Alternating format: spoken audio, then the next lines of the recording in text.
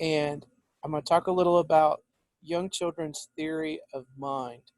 And this isn't a theory that we have about how their minds work. What we mean here is young children's own theories, their theories about how the people that they interact with, how their mind's working. So children's ability to guess or infer or understand other people's mental states, that other people can have beliefs that are different than the child's. Does the child understand that other people's behaviors can be motivated by different desires, different intentions, and that other people have different knowledge about a situation than they have? And so you may have heard people talk about ability to read people or to understand people. That's what theory of the mind is. And researchers study theory of the mind by interviewing children and playing games that often involve things like false belief tests. And I'll give you some examples of those. So they might tell them a story or act it out with toys. So imagine in the story that there's a character named George, and George has a magic wand, and George puts the magic wand away in the drawer of a cupboard, or let's say a drawer of a chest, so that he'll know where it is.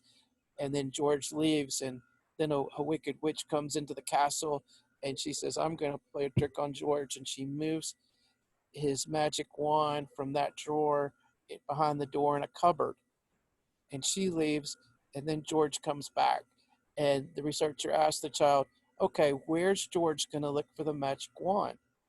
And children younger than about 4 will say, well, he's going to look in the cupboard, because they know that's where it is. And so they don't take into account that George doesn't have the full set of knowledge that they have. That George would look where he put it in the drawer. It's not until about 4 that kids can reliably, and there's individual differences here, some kids younger than others, but about 4 kids are reliably saying, oh, he would look at the drawer, because they know that that's where George thinks it is. So there's this extra step there between them knowing where it is and them understanding that George doesn't know where it is. Here's another example. Children are given a box, like a Crayola box.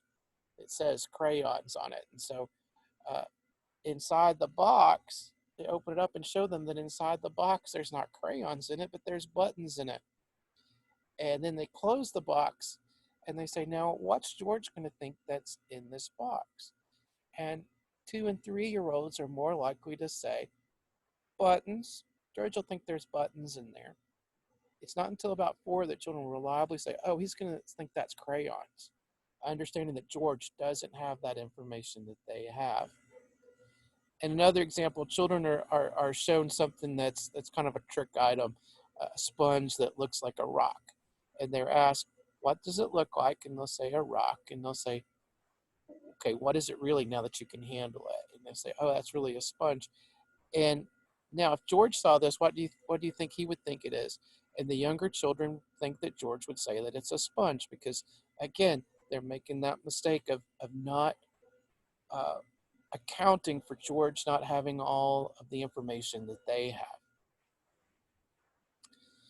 In order to pass that sort of test correctly, children have to separate their own knowledge of that true condition from George's lack of that knowledge, so that George believes the false condition. So young children will believe that the person has the same knowledge that they do. And this is grounded in that idea of egocentrism, that other children have a difficult time of understanding other people's points of view. Now, the theory of the mind researchers, this has an impact on children's behavior. And you may have seen this if you've ever seen a toddler covered with crumbs all over their mouth, and someone says, did you eat the cookie? And they say, no, I didn't eat the cookie. And they're telling this lie in a very unsophisticated way, because they're not taking into account that everybody can see those crumbs right there on their face, right?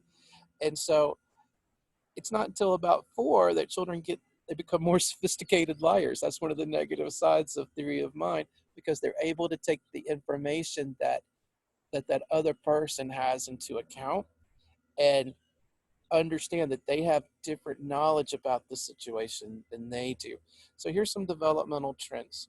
Just in general, we know that infants prefer to look at things like faces versus objects and pick up their mother's voice, and they share enjoy attention. They rarely pass those sort of false belief tests until about 4. But older toddlers are able to read some people, especially in terms of emotions that they identify and understand. By middle childhood, most children, did I skip it? Nope. By childhood, most children have mastered those kinds of false belief tests, and we see continued improvement in theory of the mind. They are making distinctions between, did somebody do this on purpose or was it an accident? And you can see that that would be related to Dodge's idea of hostile attributions. It would also be related to ideas about moral judgment. And they are more likely to realize that uh, they know more about their own inner thoughts and feelings than other people know about their inner thoughts and feelings. And that continues into adolescence, and that's when children kind of feel that everybody is looking at them, but that nobody has an idea of who they really are. And here's just the overall age trends in those sort of theory of the mind tasks, and you can see children generally improve in how they're able to get those correct across the years of middle childhood. So individual differences in theory of the mind, a given child's ability to understand the false beliefs and limits of knowledge of others are associated and related to things like information processing in general. So that cognitive ability to regulate their information processing and their ability to use their memory, their overall verbal ability, how much their parents talk to them about things like mental processes and thoughts and desires, as well as the quality of their attachment with their parent. And if the parents point out to them other people's mental states, and also just the overall amount of experience in relations in more horizontal social relationships between people of the same age, like peers and siblings.